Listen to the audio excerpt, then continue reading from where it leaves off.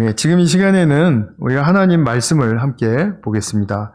이사야서 58장 6절부터 11절까지 함께 보겠습니다. 우리 지난주 본문과 동일합니다. 내가 기뻐하는 금식은 부당한 결박을 풀어주는 것, 멍에의 줄을 끌어주는 것, 압제받는 사람을 놓아주는 것, 모든 멍에를 꺾어버리는 것, 바로 이런 것들이 아니냐. 또한 굶주린 사람에게 너의 먹거리를 나누어 주는 것, 떠도는 불쌍한 사람을 집에 맞아들이는 것이 아니겠느냐. 헐벗은 사람을 보았을 때 그에게 옷을 입혀주는 것, 너의 골육을 피하여 숨지 않는 것이 아니겠느냐. 그리하면 네 빛이 새벽 햇살처럼 비칠 것이며 네 상처가 빨리 나을 것이다. 네 의를 드러내실 분이 네 앞에 가실 것이며 주님의 영광이 네 뒤에서 호위할 것이다. 그때 네가 주님을 부르면 주님께서 응답할 것이다. 네가 부르짖을 때 주님께서 내가 여기에 있다 하고 대답하실 것이다. 네가 너의 나라에서 무거운 멍에와 온갖 폭력과 폭언을 없애버린다면 네가 너의 정성을 굶주린 사람에게 쏟으며 불쌍한 자의 소원을 충족시켜 주면 너의 빛이 어둠 가운데서 나타나며 캄캄한 밤이 오히려 대낮같이 될 것이다. 주님께서 너를 늘 인도하시고 메마른 곳에서도 너의 영혼을 충족시켜 주시며 너의 뼈마디에 원기를 주실 것이다. 너는 마치 물된 동산처럼 되고 물이 끊어지지 않는 샘처럼 될 것이다. 아멘. 제가 오늘 설교 말씀 위해서 잠깐 기도하겠습니다. 사랑하는 아버지 하나님, 5월을 맞아서 가정에 대한 말씀을 나누고 있습니다. 주님께서 우리 각 가정의 참 다른 형편과 사정을 아시며 또 함께 하시며 무엇인가를 채워주시고 이끌어주시고자 주님의 계획과 또 주님의 역사가 동행하는 줄 믿습니다. 주님, 그 가운데 오늘 이 주시는 말씀이 우리 가정에 또 빛이 되어서 가정을 잘 밝힐 수 있는 그런 축복의 주님의 말씀 되게 하여 주시옵소서. 말하는 사람을 겸손하게 해주시고 또 듣는 모든 성도님들은 정말 주님의 마음을 읽고자 하는 그런 귀한 마음으로 들을 수 있도록 주님의 성령께서 인도하여 주시옵소서. 우리 구주 예수님의 이름으로 기도하였습니다. 아멘. 네, 제가 이제 종종 인용하는 폴 트루니에라는 스위스의 정신과 의사 크리스찬이 있습니다. 굉장히 좋은 책도 많이 쓰시고 많은 영향을 끼친 분인데 이분은 가정에 대해서 이런 말씀을 합니다. 가정의 행복은 피차의 성장 배경에 의해서 좌우되지 않음을 믿는다. 그러니까 어떤 배경을 가졌는지 그것은 2차적이고 그거는 우리에게 중요하지 않다. 그 이유는 가정의 행복은 매일 만들어가는 것이기 때문이다. 오늘 만들어가야 하고 내일 만들어가야 하는 그것이기 때문이라는 겁니다. 가정의 행복은 얻어지는 특권이 아니다. 이렇게 이야기해요. 애써 성취해야 할 목표이다. 이것을 말해줍니다. 그러니까 가정의 행복은 이제 신혼 때는 우리가 내가 결혼했기 때문에 그 자체만으로도 행복하다고 느낄 수 있겠죠. 그러나 살아가면서 현실을 부딪히다 보면 그런 생각 없어지죠. 그리고 나의 가정은 어떻게 될 것인가를 진지하게 고민하게 되고 내가 무엇을 할 수 있을 것인가를 또 주님께 묻게 되는 거죠. 그래서 가정의 행복은 애써 성취해야 할 목표이다. 이렇게 이야기하는 것에 저는 깊은 동의를 합니다. 가정도 이러하겠지만 교회도 똑같은 속성을 갖습니다. 우리가 모여있는 모든 분들의 배경, 어떤 배경을 가진 사람들인가가 그게 중요한 게 아니라 이제 우리가 이렇게 모였을 때 어떤 교회를 만들어 갈 것인가, 무엇을 향해서 애써야 할 것인가, 이것이 중요한 거죠. 지난주 설교에서 제가 잠시 말씀드렸듯이 가정에서 우리 서로 가족의 일원들은 서로 결박할 수 있다. 의도적, 비의도적으로, 의식적, 무의식적으로 서로를 결박할 수 있다. 그로 인해서 가정의 행복이 저해되지만 그러나 우리는 또한 이것을 푸는 방법도 알고 있다. 말씀에 근거해서 우리는 서로를 불쌍히 여기는 것, 그리고 더 구체적인 표현으로 미안하다라는 말 한마디의 중요성을 한번 생각을 해보았죠. 자, 이제 우리가 이런 그 서로에게 쉬운 결박과 또 오늘 본문 뒷부분에서 나와 있는 표현, 멍해, 이런 것들을 더 풀어주고, 그리고 그것을 또 풀어준 다음에는 또 우리가 함께 어떻게 나가야 할 것인가에 대해서 애쓸 때, 그때 벌써 무언가 이루어지지 않았다 할지라도 그 애쓰는 그 자체의 모습 속에서 사랑과 지혜가 싹트기 시작하고, 그리고 정말 진짜 참 가정이 되어가는 그런 길을 가고 있다라고 말을 할 수가 있겠죠. 그래서 우리의 고민은 이것이면 어떨까 싶습니다. 나의 가족이 어떻게 더 자유해질 수 있을까? 어떻게 더 사랑이 깊어질 수 있을까? 이것에 대한 고민입니다. 본문의 표현대로 그의 영혼이 어떻게 물된 동산처럼 변화될 수 있을까? 마르지 않는 생명의 샘처럼 존재할 수 있을까? 이것을 위해서 우리가 가족을 위해 기도한다면, 그러면 우리가 어떠한 구체적인 어떤 뭐 실질적인 것들이라고 하는 그런 많은 행복의 대체품들이 채워지기 전에 이미 우리는 행복의 길을, 진짜 행복의 길을 가고 있다. 이렇게 말을 할 수가 있을 것입니다. 오늘 우리가 이제 또 가정을 비추어 보면서, 말씀으로 비추어 보면서 한번 또 9절 후반부와 10절, 11절 이렇게 좀 살피면서 한번 영적인 교훈을 생각해 보도록 하겠습니다. 지금 우리가 읽으신 세 번역에는 이렇게 나오죠. 9절 후반부에 내가 너희 나라에서, 그러니까 우리는 이거 가정이라고 이제 바꾸자 그랬습니다.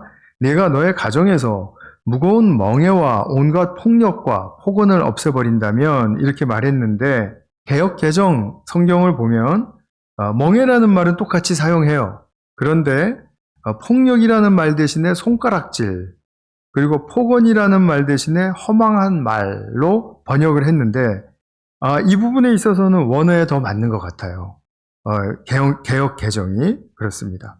그러고 보면 우리가 폭력, 폭언 그러면 우리 가정에 뭐 저런 일이 있을 수 있어? 그렇게 쉽겠지만 사실 손가락질과 허망한 말, 멍에는 결박, 지난주에 우리 같이 보아보시는 것이고요.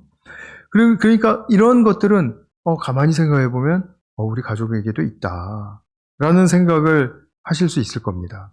멍해라는 것은 내 뜻과 내 방식대로 상대를 컨트롤하는 거죠. 멍해를 씌우는 거예요. 그것이고요.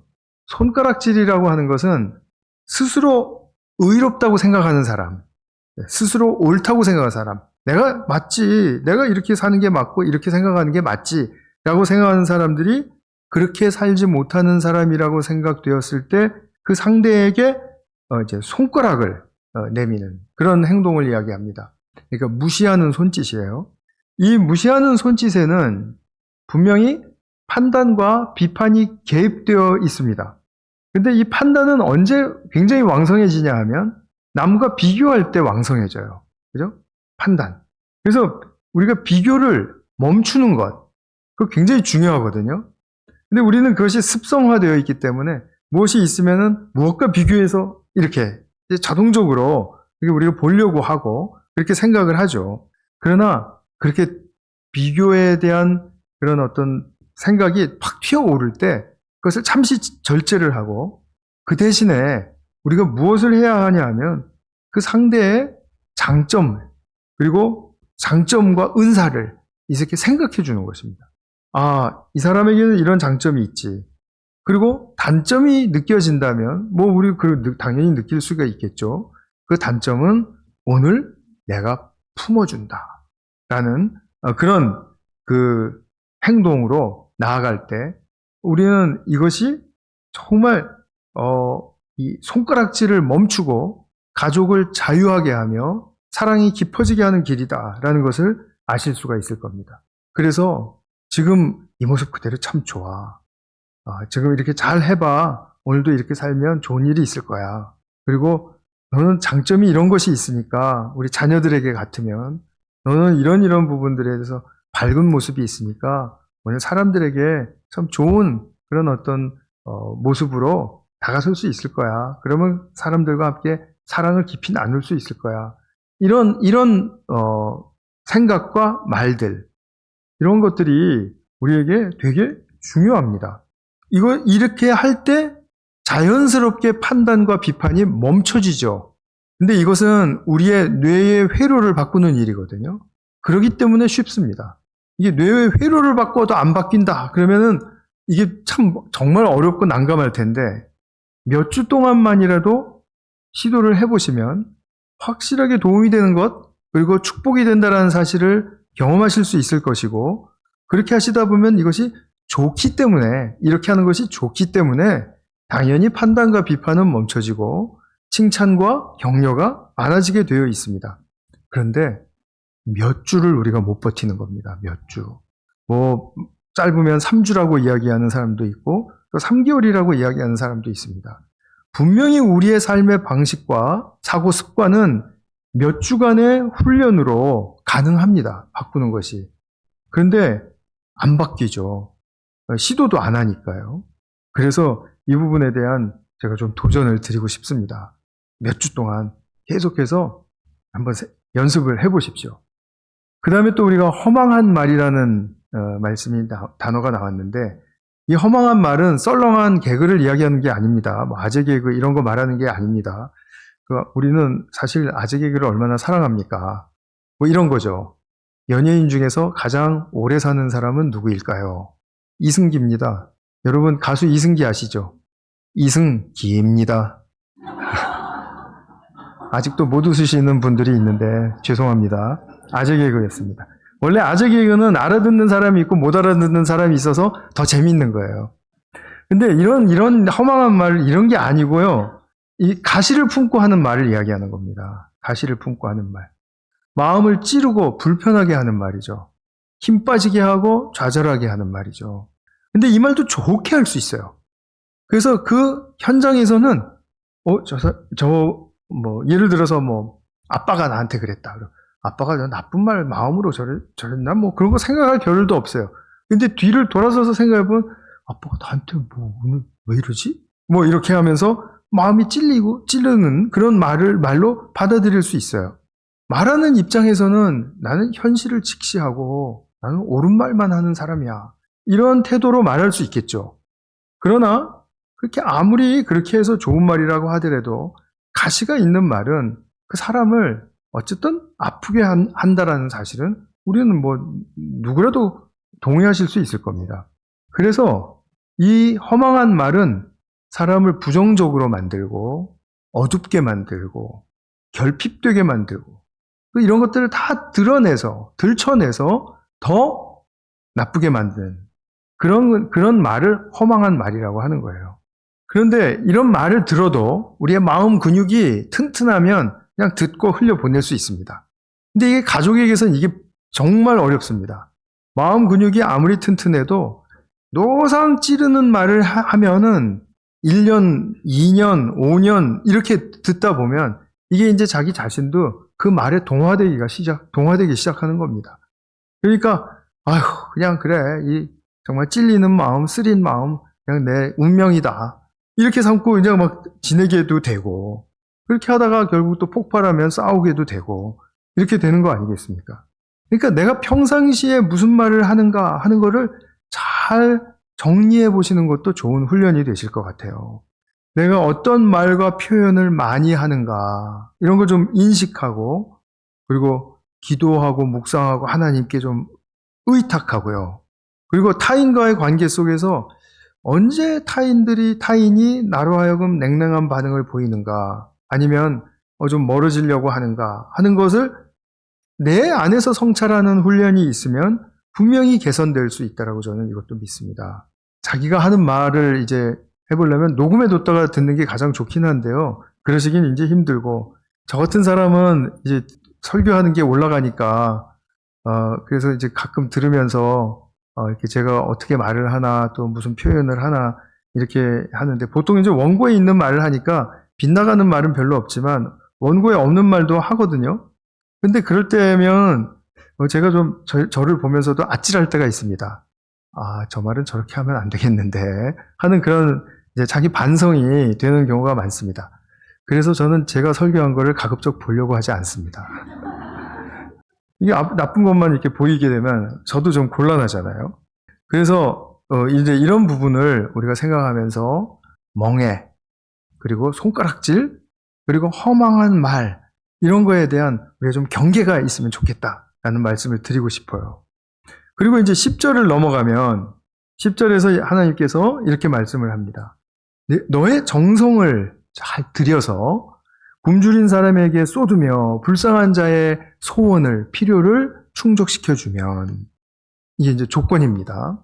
이 말씀은 이제 우리가 가정적인 차원에서 생각해 본다면 이것도 그래요. 우리 집에 뭐 굶주리고 불쌍한 사람이 있나? 이 정도 채워졌고 이 정도 가면 우리는 그래도 다른 사람들에 비해서, 또 비교죠. 비해서 잘 뭐 채워지고 그리고 잘 가는 거 아니야? 이렇게 싶을 거예요. 그런데 지금 우리가 그런 물리적인 필요를 이야기하는 게 아니죠. 지금 가정 안에서 지금 영적이고 정신적인 이야기들을 지금 하고 있는 것입니다. 그래서 굶주린 사람이다, 불쌍한 사람이다, 이렇게 이야기를 할 때는 실제로 뭐가 없어서 가난하고 불쌍한 사람이 아니고 정말 나의 영혼이 피폐해져서 아픈데도 아프다고 말 못하고, 그리고 나는 뭔가를 원하는데도 원한다고 말을 못하고, 그리고 눌려서 살든지 아니면 거기에 치여서 살든지 아니면 정말 내가 괴롭게 살든지 이렇게 살고 있는 그 모습을 우리 가족 일원들 안에서 좀 알아야 할 필요가 있다, 이런 말씀을 드리고 싶은 겁니다. 왜냐하면 우리 인간은 모두가 다 영적 상처를 지니고 삽니다. 이 영적인 상처라는 것이 인간의 많은 문제의 핵이거든요. 근데 이 영적 상처의 핵심이 뭐냐? 브래드쇼 같은 가정 전문가는 어릴 적에 받은 인격적인 무시, 그리고 모멸이다, 이렇게 이야기를 해줍니다. 우리가 어렸을 때는 인격적으로 이제 왕성하지가 않고 반응을 잘 못하기 때문에 이렇게 무시하고 모멸을 해도 그냥 이렇게 받아들이는 것처럼 보여요. 그러나 그것은 속에 굉장한 아픔과 당황스러움과 그리고 부정적인 그런 씨앗을 뿌려놓는 결과를 가져오게 됩니다. 그래서 내가 모멸당하고 무시당한 거를 분하다 이렇게만 생각하지 않고, 그래 나는 이렇게 당해도 싼가 보다 하고 생각하는 경우도 얼마든지 있을 수 있습니다. 그러면 표면적으로는 뭔가 나쁜 증상은 나타나지 않겠지만 속으로는 계속해서 자기를 무가치한 존재로 전락을 시키며, 나는 이렇게 모멸을 당하는 거 싫지만 그래도 당하면서 사는 것이 그냥 내 인생인가 보다, 그렇게 생각하면서 살아갈 수 있다는 거죠. 이것이 정말 많은 다양한 증상으로 이제 성장하면서 나타나게 되고, 장년이 되어서는 이것이 이제 굳어지게 되면은 자기 스타일이, 라이프 스타일이 되었기 때문에 이게 굉장히 경직되고, 그리고 다른 사람들과 맞는 사람을 만나면 괜찮은데 안 맞는 사람을 만나면 견딜 수가 없는 그러한 상태로 우리가 가게 된다는 것입니다. 그러니까 이 영적인 상처로 인해서 우리가 얼마나 채워져야 할 많은 좋은 것들을 결핍하고 있으며, 또 얼마나 잘 바르게 곧게 자라야 할 것들이 왜곡되어서 찌그러져 있고 뒤틀려 있는가, 이런 부분들에 대해서 우리가 관심을 갖지 않을 수가 없다라는 그런 말씀입니다. 자녀만을 향해서 양육할 때 당연히 이런 부분들은 굉장히 중요하죠. 그러나 우리는 형제간에도 그렇고요. 그 다음에 배우자간에는 뭐 당연히 그렇고요. 그 다음에 부모에 대해서도 마찬가지입니다. 우리가 연장자이신 부모이시지만 얼마나 그 당신의 영적인 상처 때문에 아파하며 그걸 표시도 못하고 그러는 가운데 결핍이 되고 왜곡이 되고 한 그런 상황들. 그래서 나에게 손가락질을 하고 허망한 말을 하여서 아프게 하는 그런 경우가 있을지라도 사실 그 영적인 실제를 바라보면 우리 부모님도 참 불쌍하시다 라는 생각을 하지 않을 수가 없죠. 그래서 우리 가족을 볼 때 어떤 결핍인지, 어디서 왜곡되었는지 이것을 알면은 풀릴 것 같지만 사실 이거 알기가 절대로 쉽지가 않습니다. 전문가한테 가져가도 그냥 몇 가지 알려줄 뿐이고 그것도 100% 맞는다고 보장할 수 없습니다. 그렇기 때문에 우리는 사실 내면에서 일어난 영적인 상처로 말미암은 결핍과 왜곡이 어떤 다양한 증상을 띠고 있는데 그것이 뭔지 잘 모를 수 있다는 거죠.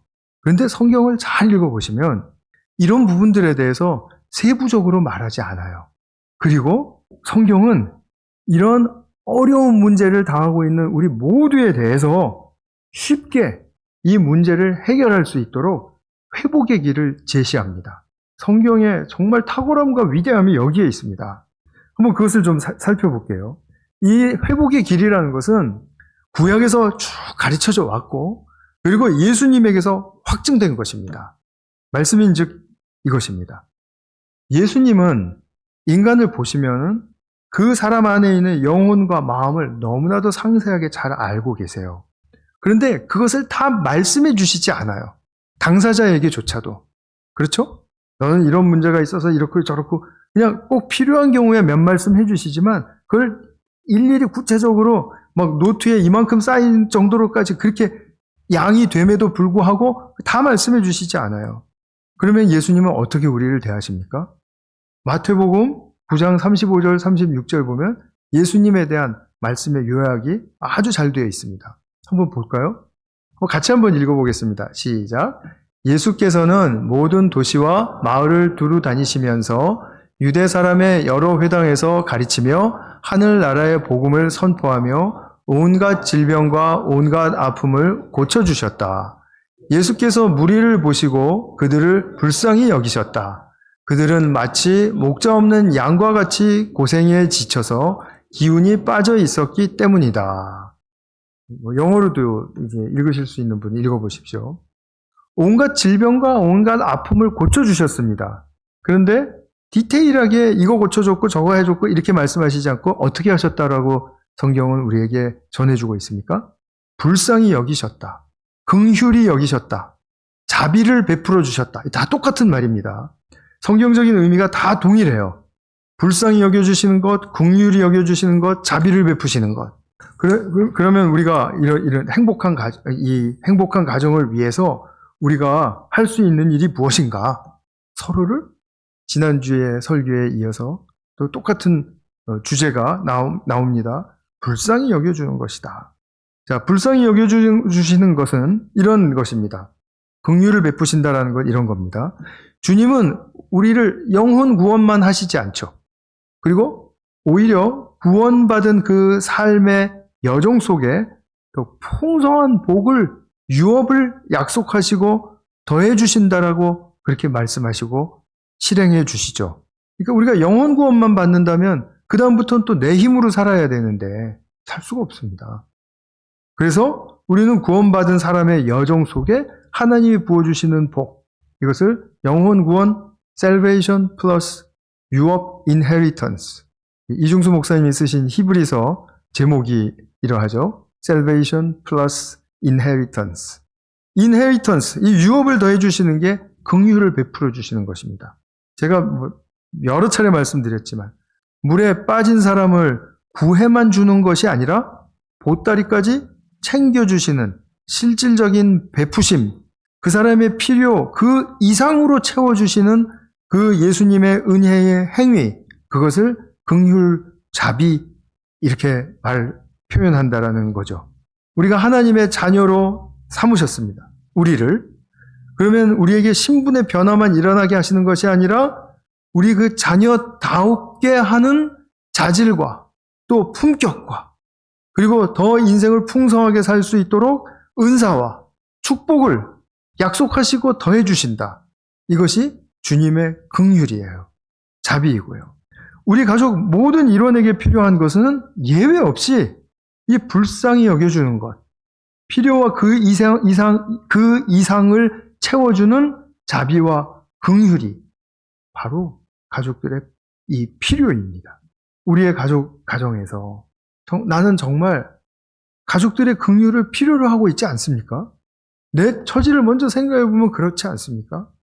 내가 아이를 길러내야 되고 또 많이 공급해야 되고 하는 부모의 자리에 있을 때 내가 그냥 거기에 바쁘지만 사실은 그러면서도 우리가 외로움이 있고 그 가운데서도 나의 부족함을 느끼고 그리고 어떻게 살아야지 하는 고민이 있을 때 내가 정말 필요한 게 뭡니까?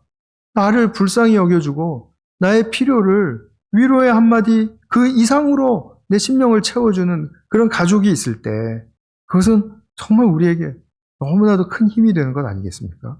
그리고 또 반대로 나는 가족들에게 어떤 긍휼을 베풀고 있는지 이것을 우리가 당연히 생각해 보실 수가 있겠죠.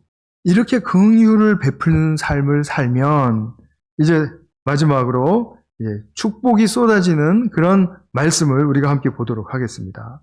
10절 전반부에서는 이제 내가 너의 정성을 굶주린 사람에게 쏟으며 불쌍한 자의 소원을 충족시켜 주면 이라고 이제 조건부가 붙었죠.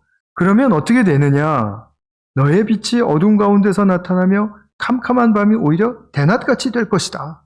이게 첫 번째 한 가지이고요. 두 번째로는 이제 11절에서 주님께서 너를 늘 인도하시고 메마른 곳에서도 광야 같은 내 인생 속에서도 너의 영혼을 충족시켜 주시며 너의 뼈마디에 원기를 주실 것이다. 그리고 너는 마치 물된 동산처럼 되고 그리고 물이 끊어지지 않는 샘처럼 될 것이다. 생명의 샘이 될 것이다. 이것이 두 번째 약속입니다. 첫 번째로 빛이 어둠 가운데서 나타난다고 할 때 누구의 빛이냐면 너의 빛입니다. 너의 빛. 그러니까 제가 말씀을 받으니까 나의 빛이 어둠 속에서 드러난다라는 겁니다. 자, 이게 무슨 말인가 한번 좀 생각을 해보죠. 자, 나의 빛이 없을 때는 내 인생이 어두워요. 그래서 내 인생에 여러 실체들이 있는데 그것이 도대체 어디에 있는지 어떻게 생겼는지 모릅니다. 잘 모르고 그냥 짐작만 할 뿐입니다. 그래서 혼동스럽고 그래서 이 추측이 많이 생기고 그리고 허무한 덧없는 행위들이 많이 생겨요. 이걸 해볼까? 저걸 해볼까? 이런 거. 이게 맞을까? 저게 맞을까? 하는 그런 거예요. 그런데 우리가 전쟁을 하다가 적군의 기지에다 조명탄을 팡 하고 쏴대면 그럼 대낮같이 밝아져서 어디에 무엇이 있고 어디에 어떤 기지가 있고 어떤 무기 창고가 있고 하는 것이 드러나서 자 여기에는 무엇으로 타격을 하고 저기에는 무엇으로 공격을 하고 하는 그런 것들을 잘 알 수가 있죠. 나의 빛이 나의 어둠 속에서 활짝 드러나게 되면 그러면 나의 속에 있는 실체들이 보이기 때문에 요거는 내가 조심해야 되겠구나. 요건 내가 끄집어내야 되겠구나. 이건 내가 정말 어떻게 잘 가꾸어야 되겠구나. 하는 그런 자신의 행동에 대한 명료한 결단이 서게 되고 그리고 방향을 잡을 수 있다는 것입니다. 방향을 잡을 수 있다. 이 방향에 대해서 지금 말씀드리려고 하는데 이것입니다. 이 빛은 하나님의 긍휼을 입은 빛이에요. 내게서 이렇게 생산된 빛은 아니지 않습니까? 하나님의 빛을 받아서 나타나는 빛이에요. 반사되는 빛이에요. 그렇기 때문에 이 빛이 드러나면 하나님의 선하심을 향한 방향을 잘 잡을 수가 있습니다. 하나님의 사랑과 은혜가 무엇인지를 알고 내 삶을 거기에다가 난 딱 걸겠다라는 결단을 세울 수가 있다라는 말씀입니다. 다른 것들도 중요해요. 다른 것들도 중요하지만 나는 하나님의 이 선하심에 나는 생명 건다라고 그렇게 방향을 잡을 수가 있습니다. 자, 어둠 속에서 빛이 나타났다. 성경이 어디를 연상하시게 되죠? 당연히 다 아실 거예요. 창조죠, 창조. 창조 1일. 그죠? 하나님이 하신 이 물리적인 일이죠. 이 하나님이 빛이 드러나게 하시는 이 물리적인 일을 우리에게는 영적으로 경험하게 하시는 겁니다. 그래서 이 빛이 드러나고 하나님의 선하심을 향하도록 할 때 우리는 이것이 내가 하나님의 창조의 세계 속에서 적격으로 살아가는 모습이구나. 합당하게 살아가는 모습이구나. 그것도 또한 자신을 가지게 돼요.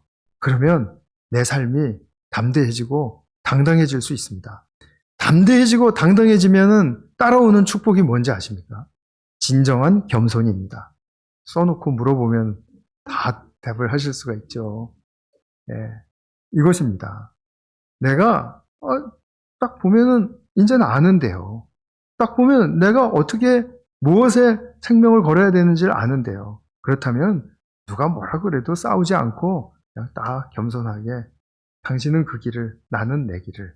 이렇게 하게 된다라는 겁니다. 그러니까 이런 사람이 하나님의 창조의 세계에 얼마나 기쁨이 되는 사람입니까? 정말 하나님이 기뻐하시는 사람이죠.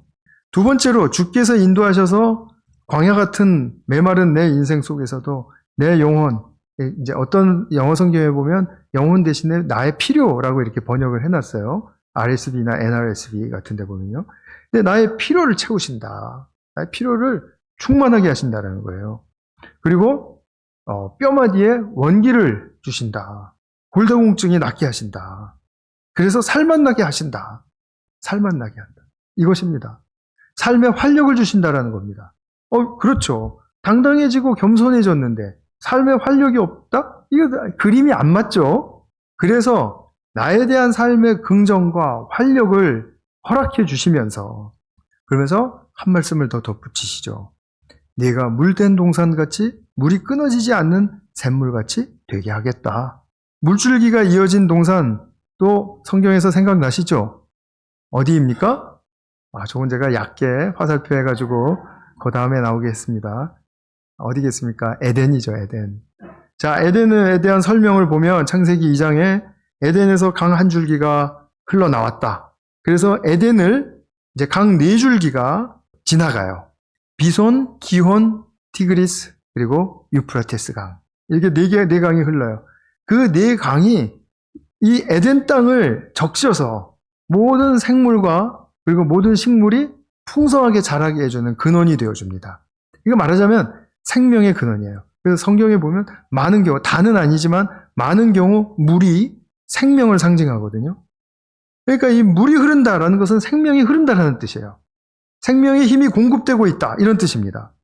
근데 불행하게도 타락 후에 우리는 여러 죄악 속에서 살면서 이런 뚜렷한 생명에 대한 가치와 의미를 잃어버리고 그 생명의 물 대신에 대체품, 쉽게 말하면 명예라든지 아니면 돈이라든지 아니면 하여튼 여러 기타 등등 대체품만이 진짜인 줄 알고 그것을 채우면서 내 영혼을 만족시키려고 하는데 그것은 아니다라는 것을 우리는 이미 알고 있죠. 그런데 우리가 이 에덴의 이 강, 생명의 이 힘이 회복되는 길은 무엇이었습니까? 계속 이 말씀 속에서 이야기하고 있듯이 우리가 긍휼을 베풀면 우리 삶 속에 긍휼이 회복되면 이 에덴의 복을 회복한다 이런 뜻이지 않습니까? 에덴의 복이 무엇이었습니까? 하나님이 늘 동행하여 주시고 하나님이 우리의 영혼을 만족시켜 주시고 또 일거리를 주시되 가꾸고 지키게 하셔서 우리 참 아바디의 사람이 되게 하시고 그래서 많은 열매를 거두게 하시고 그리고 무엇보다도 에덴 동산을 딱 한마디로 정리를 해라 하면은 저는 진과 선과 미라고 말하고 싶습니다. 참된 것과 아름다운 것과 선한 것이 충만한 동산. 자, 그 동산이 우리 가정이 된다면 이거는 놀라운 변화이고 놀라운 축복이죠. 그래서 제가 오늘 말씀을 맺으면서 우리 가정을 진정으로 사랑한다면 그렇다면 우리가 필요한 것들 많은 거 압니다. 그러나 그걸 잠깐 뒤로 하고 그리고 정말 이 생명의 샘이 되는 그런 우리 각자의 가족의 일원이 되고 그리고 그 생명의 샘이 되어서 정말 아름다운 열매를 맺히는 그런 에덴 동산의 부요함을 우리 가정이 누릴 수 있다면 이것은 얼마나 우리에게 주신 가정의 그 축복을 충만하게 누리는 길인가 그걸 우리가 아실 수가 있겠죠. 계속해서 긍휼을 구하시고 긍휼을 배우고 또 베푸셔서 생명이 샘이 되는 그런 행복한 가정 만들어 가실 줄 믿고 그리고 축원드립니다. 기도하겠습니다. 사랑하는 아버지 하나님, 오늘 우리가 함께 하시는 그런 말씀 속에서 정말 긍휼히 여기는 그러한 삶의 변화가 얼마나 우리에게 주님의 약속하신 축복을 이루는 길인가를 보고 배우게 되었습니다. 우리 가정이 정말 이 긍휼로 충만한 가정 되게 하여 주시옵소서. 그래서 우리 모두가 정말 아름다운 가정 또 참되고 선한 가정을 이루어서 에덴을 이루는 그런 축복의 가정들 되게 하여 주시옵소서. 우리 구주 예수 그리스도의 이름으로 기도하였습니다. 아멘.